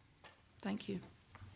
If I can pick up on that point Gail Ross was making about the IJBs and prescribing, we touched on earlier that the savings become high risk because 1.9 million of projected savings are on prescribing. I mean, is it going to be more difficult to actually get a grip of GP and primary care prescribing, Dr. Russell, because the GP practices now fall under the IJBs? So from my perspective, I think there's less of an issue with regard to the GP practices, but there's more issues around the governance, which we've touched on already in the conversation. We, through the use of formulary, through the agreed protocol we have for the use of medicines that fall off that formulary, and therefore the level of agreements and permissions that you need to get in order to do that, are in a position to have a confidence that irrespective of where the prescriber sits in the organisation, that the standards of the prescribing and the decisions made, which at the end of the day are made in the patient's best interest, and we're all individual, and medicines impact upon us all in different ways, there should be a degree of consistency around that, irrespective of where that prescriber sits. Do you know how, this is an issue we've discussed before, as you know, but do you know how often GP practices review repeat prescriptions? Because there is an issue in Dundee of stockpiling medicines. So historically, the quality and outcomes framework, which was part of the contractual obligations for general practice to work in, placed a 12-monthly requirement on medication review as part of that. The compliance with that was we determined through a payment verification model where we would sample a number of the practices and go in and check against their books and against some of the patients that those things have happened. So we have no reason to suspect or no reason to consider that that has not been happening historically. Okay, and is there still that 12-month review target? So that's still part of the contract, but the GP contract, as members of the committee will know, is out at the moment, and I'm probably not best placed to advise you as to where that medication responsibility will land in that. How many surgeries are hitting that target of reviewing their repeat prescriptions on a 12-monthly basis? So I, again, don't have those specific details, Convener, but we have no reason to suspect, but clearly you're giving us feedback, and you've given me feedback before, that there's been concerns expressed directly to you. Okay, thank you. Liam Kerr. Thank you, Convener. You need to make £210 million worth of savings over the next 5 years. We've been assured that there'll be no impact on patients and staff, and indeed in our session in December, we were quite clearly told there will be no impact on patients and staff for the savings. But this week, we've discovered that the Scottish Government has to advance another £1.5 million in brokerage, specifically to avoid an impact on care of further cost-saving measures. So what's changed in 3 months? I think I can maybe go back to the discussion we had earlier this morning. The £1.5 million was agreed with Paul Gray following his appearance before the committee, when NHS Tayside had to look at alternative scenarios. If we wish to, if you like, close off our financial year, one of the options might have been to reduce substantially elective surgery. We could have closed mobile theatres, for example, and stepped down activity. That would have been an impact on patients. We discussed that with Mr Gray. The board's preference was that we should not impact on patients, and therefore he agreed that to avoid that impact, he would provide additional brokerage. Yes, you would have to take more borrowing. Yes, to avoid an impact on patient care that we have been repeatedly assured is not going to happen. Yes. Regardless of the savings that you have to make. Isn't that correct? Yes. I think, again, I said earlier on that when we appeared in December, our projections were that we should be able to complete the year with the savings of, as outlined in our LDP. Because of two areas of inability to achieve the savings, notably around prescribing and a high level of delayed discharges, that meant that we had maintained a level of agency nurse spend and actually had to postpone some elective surgery, particularly in January and February, adding cost in the system. We did not meet our savings target. So we had added cost because of the two elements I've outlined. I want to look at the direction of travel here. To take, I guess, a smaller example and scale it up. If we look at the 5-year plan, at page 26, you talk about shifting the balance of mental health care from hospitals to more community-based. And you also talk on the same page about reviewing the larger property portfolio that you have. Now, I've written, Leslie Macleay is aware of this, of course. I've written a few times regarding this Mulberry unit at Stracathro, which has been closed temporarily due to, we learned from Paul Gray in particular, staffing difficulties. So to avoid the impact on patient care, this has been temporarily closed. But isn't the implication of reducing the property footprint and shifting the balance of mental health care in this example to the community, that temporary closure is not in fact a temporary closure at all? It's a permanent closure, isn't it? No. I think part of the issue here relates to two parallel processes. You're right that we had to close the Mulberry unit on a contingency basis because we could not safely staff 3 general adult psychiatry units, one in Murray Royal, one in Carsview and one in Mulberry. And I think we explained to the committee in December and certainly subsequently that we were running major risks with level of medical staffing that we couldn't have safe rotas at night, so there was risk to patients. Because of that, we made a decision that we could safely staff 2 units at least until August. At present, we don't know what our staffing complement for junior doctors will be after August, so at present we don't know what the situation will be. At the same time, and in fact probably 2 years ago, we put in train a review of mental health services. The underlying principle of that review of mental health services was that Tayside is an outlier in terms of having more emphasis on adult inpatient care and less on community care, which is counter to current practice, and there was a strategy that we should seek to move care, where possible, into the community. It was also clear that Tayside has too many adult inpatient sites in relation to its ability to manage them safely in the long term, and we've seen that repeatedly over the last couple of years. And therefore we have an options appraisal which is currently ongoing, which is designed to look at how many units we can safely staff and where they should be. That options appraisal has yet to report. So there are 2 processes going on. If we come down from 3 to 2 adult inpatient sites, or even 3 to 1 adult inpatient site, there will be implications on how we deliver care for psychiatry across the whole of Tayside in terms of community care. We will not spend less on psychiatry as a consequence. What we will do is spend the money in a different way. But my problem here is in the semantics. Because I understand what you're saying, Professor Connell, but people have been told that this is a temporary closure. Now, temporary means not permanent. It means at some point in the future that situation will cease to be the situation. If we have assurance that we have sufficient junior doctors to staff a rota in August, then we should try to open Mulberry again. But we have an options appraisal exercise which is coming down the track.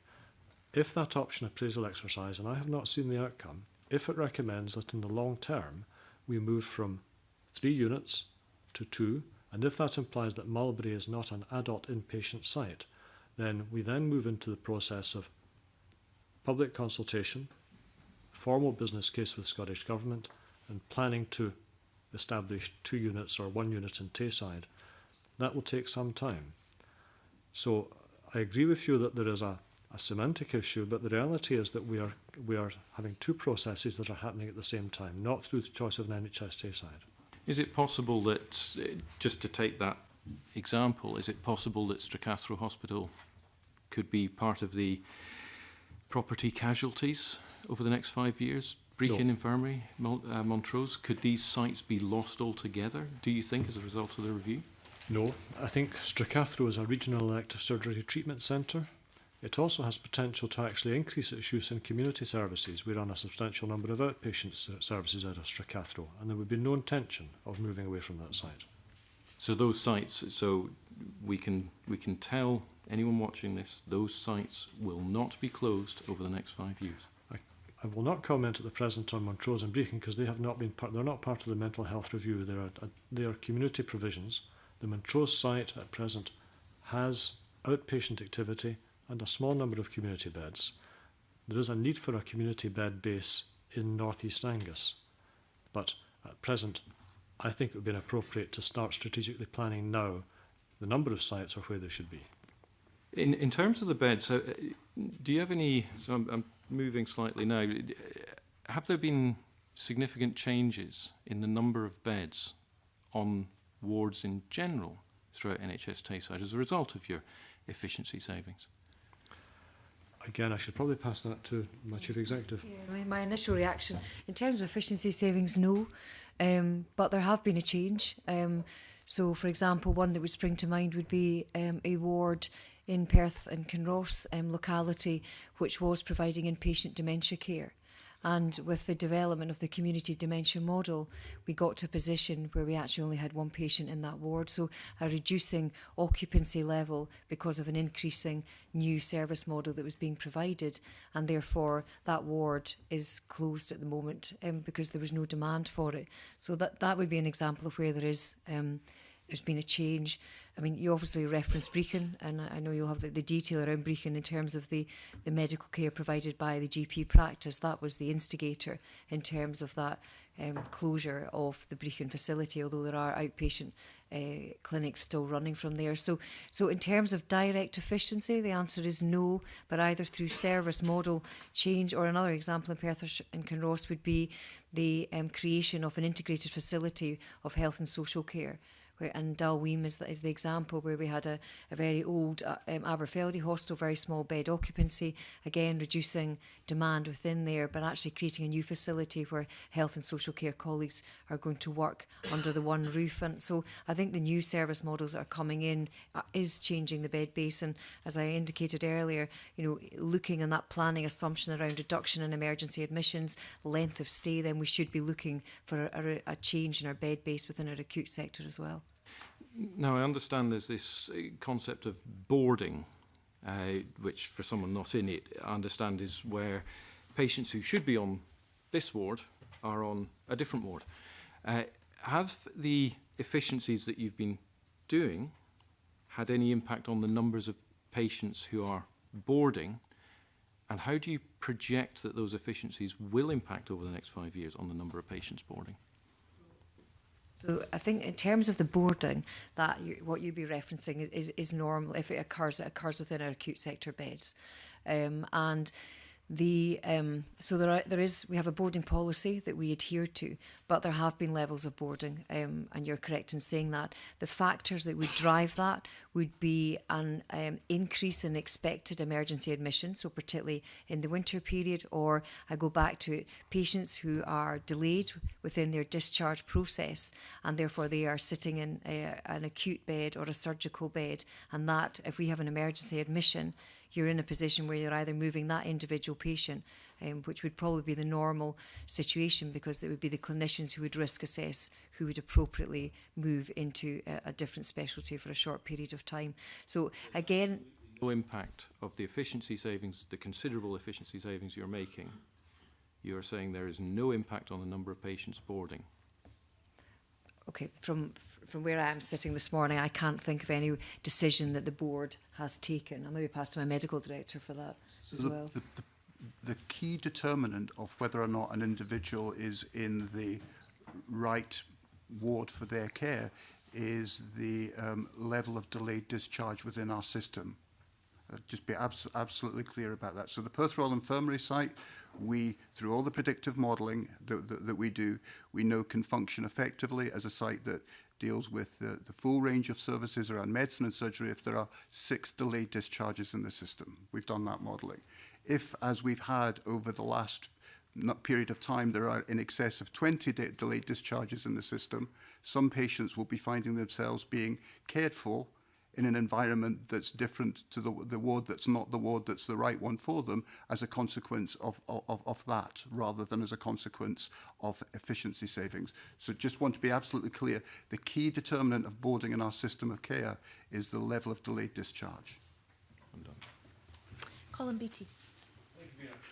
Would I be correct? I'm looking at page 30 of your 5-year financial framework here. Would I be correct in saying that any financial model that at the end of 5 years is still relying on 40% non-recurring costs to deliver the savings is unsustainable? I think we recognise that's a very challenging situation to be in. Off that 40% non-recurrent cost, our ambition obviously was, when we met in December, to say we wanted to move progressively towards 40% non-recurrent cost from the base where we're at present. It's still higher than most models would like to see. I mean, looking here, it says that £67 million of the savings over the 5 years will be non-recurring. Now, I see also elsewhere in your documents that the property disposals will be 12.76 million. So where's the other 50-odd million coming from in non-recurring costs? I'll pass at that stage to our financial director. Yeah, I think in the main it reflects the normal in-year flexibility we've got around management of vacancies. You know, we recognise there will always be vacancy management going on. It also reflects the control that we have around the reserves and board earmarks, recognising delays in just in the normal events of the board. You know, I guess inevitably workforce will be one of the key areas. Just recognising the normal pattern. That all sounds very nebulous.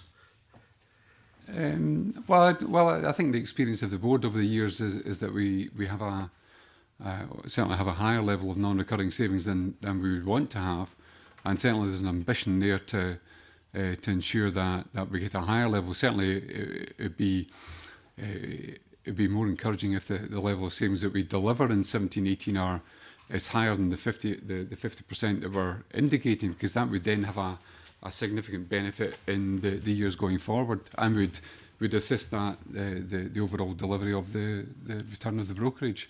I mean, it seems to me £50 million, leaving aside the property, assuming you get that, £50 million is a huge sum to take from non-recurring.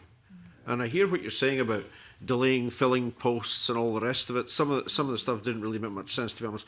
But the fact is, this is more than challenging, and you're going to, after the year 5, even if all this works out for you, how long are you going to be able to continue this? You're not showing any improvement at all in the last 3 years. It still sits at 40%.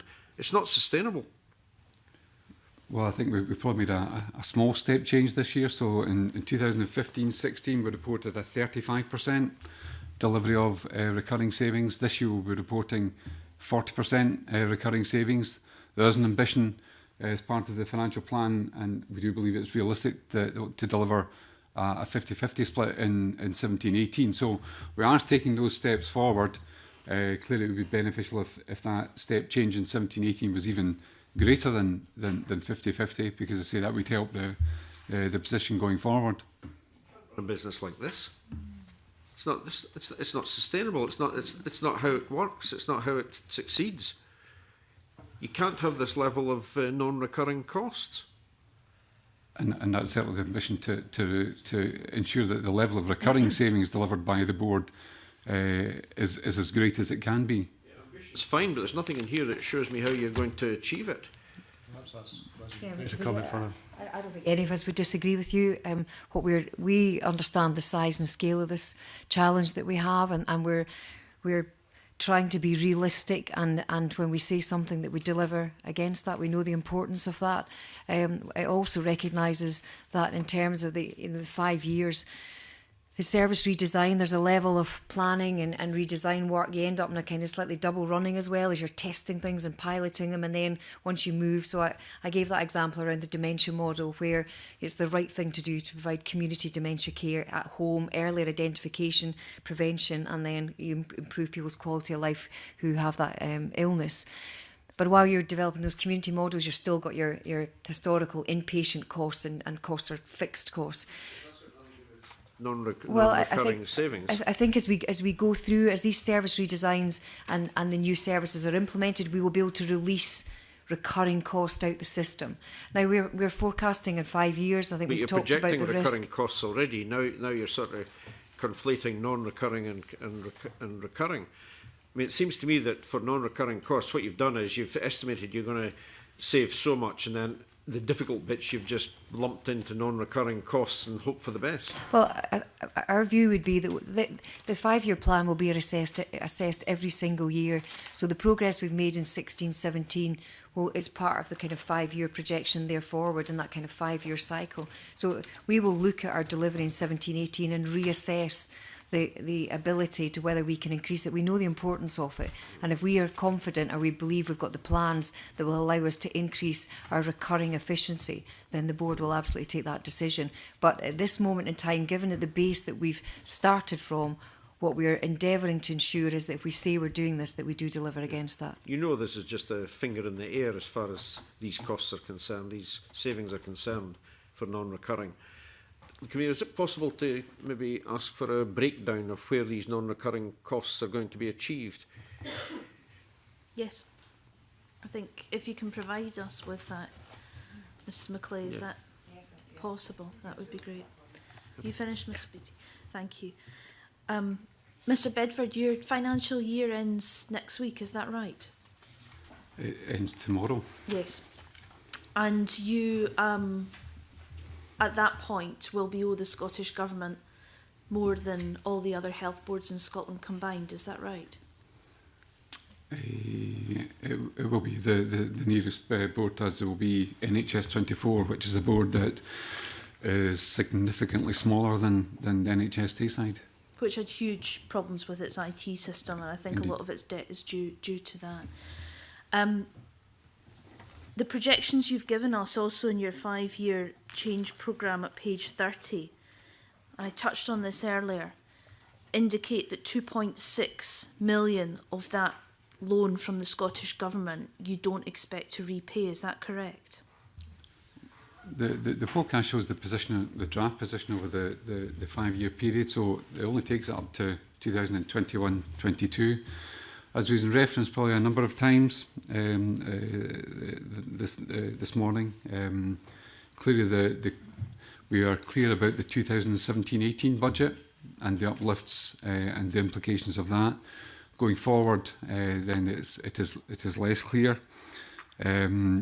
You're also, sorry, the other thing I would also add is that the current plan makes no assessment whatsoever of the Scottish Government moving the board closer to its target share of parity. So currently we're £7 million away from the target share. We are £50 million away following the refinement of the NRAC model and following an £8 million additional investment in 17-18, that moves us £7 million. So the assessment throughout that whole 5-year plan is that the Scottish Government will not be able to take us any closer to that parity figure. So 7 million, if the Scottish Government were able to take us closer to parity, then that would give us additional recurring resources year on year. So that's not factored in at all into the plan. So just to clarify for that, if they were to give you parity as you describe it, how much money would that involve? It's £7 million per annum, 6.8 million per annum. That would solve the financial problems of NHS Tayside? It would support it, yeah. Okay. But as of tomorrow, you're still owe the Scottish Government £33.2 million. Yes. So, but 7 million per year would solve that. I was going to ask about it. That would be assuming that there would be no spiralling costs at all, would it not? If my maths are roughly correct. So, Convener, just to make members aware that the area that we're touching on at the moment is an area, and including Mr Neil from his experience, that will understand the complexities of the NRAC formula and the way in which the allocation is used. And certainly as a clinician, I'm not near to that, but there has been representations to me from the clinical community where they do not understand why Tayside is not on parity with the rest of Scotland. And they recognise that the NRAC allocation prospectively is against 2013-14 calculations, and have legitimately asked the question, what has Tayside's financial position been against parity since that 2013-14 position, and what have been the consequences of that? So just to make you aware, that's coming through the clinical community, and they'll bring that to me as the medical director, but clearly we're not the right people to provide an explanation. Well, I'm not the right person to provide an explanation. Okay. I mean, as well as scrutinising, this committee wants to do everything it can to make sure that you can get back to financial sustainability without cutting services. So perhaps that's something that we can take up with Mr Gray as well to get clarification on why that parity isn't coming as you describe it. But if I can go back to the 2.6 million that is not... is unlikely to be repaid. Mr Bedford, is that likely? We talked about the 5 million high-risk savings. We talked about the 12 million, Liam Kerr did, the 12 million medium-risk savings. I mean, what would you say to the people of Tayside? Is NHS Tayside still going to be in debt at the end of these 5 years to the Scottish Government? Clearly, the ambition is to repay that level of outstanding brokerage as quickly as possible, but also as safely as possible. The assumption planning at the moment identifies that a very small amount will be left outstanding at the end of 2021-22, and also that would, on the assumptions that a reasonable level of savings are delivered in year 6 of the plan, then that would repay the entire outstanding balance. What would what would repay that entire outstanding? So by the time we get to year 6 of the plan, what we showed is a 5-year plan. If we extended that out, then you would see the position being repaid in full. After 6 years. After not 6 years. I mean, yeah. You'll forgive me for probing you further on this, because it was on the 15th of December in front of this committee that Professor Connell said our plans for the next 5 years, which include the full repayment of any outstanding brokerage over that period of time.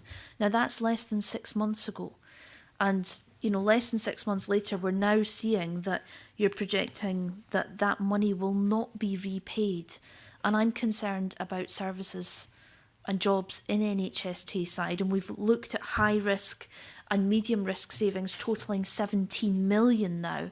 So if in 4 or 5 months since Professor Connell said that money will be paid back at the end of 5 years, we're already saying that 2.6 million won't be, and we've identified 17 million pounds worth of savings that are really risky for this year. Is it credible for you to tell me that this money will be paid back? If I can pick that up, you're absolutely correct that it was our ambition in December that we would have a 5-year plan that would fully repay the brokerage. Now, obviously, since then, for the reasons we've discussed, the brokerage has increased by 1.5 million. That places an extra challenge over that 5-year period. Also factored in since then has been an understanding of what the revenue resource limit coming down from Scottish Government will be in this financial year, with no certainty over what will come in future years. So Mr Bedford, I think, has created a relatively conservative assumption over the level of resource that will be available over that period of time, which is probably more conservative than we had anticipated prior to our meeting in December, which was before the Scottish Government's budget allocation. So I think it's against that revised understanding of what we might expect to have financially, and then perhaps a revised understanding of the financial pressures in the system, that we've now got a level of brokerage that is, if the plan were to be delivered in fruition, would still be around 2.6 million at the end of 5 years. Okay, so that 2.6 would still be outstanding? If the plan is delivered, as outlined, yes. Okay. But as we've agreed, none of us can predict at present what the resource limit will be in 5 years' time. Do members have any further questions for the witnesses? Can I thank you, Mr Bedford, you'd like to... Clarification yes. to your point about effective prevention. If you go look at page 50 of the 1-year financial plan, you'll see as part of the outcomes framework resources that we receive from Scottish Government, there's a line on the right hand side of the table, effective prevention bundle. So we get approximately 3.3 million in resource for the effective prevention bundle, and it includes items such as the sexual health and bloodborne virus, child healthy weight, adult healthy weight, and smoking cessation. So there is 3.3 million that comes to the board in relation to effective prevention. Liam Kerr. A quick final question that I think people want to know. What happens if this doesn't work? What happens in 5 years' time if all of the plans, all of the savings, the efficiencies don't work?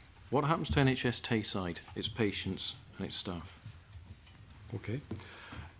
I think it would be appropriate to assure the people of Tayside that NHS Tayside, whatever happens, will still continue to deliver safe and effective care.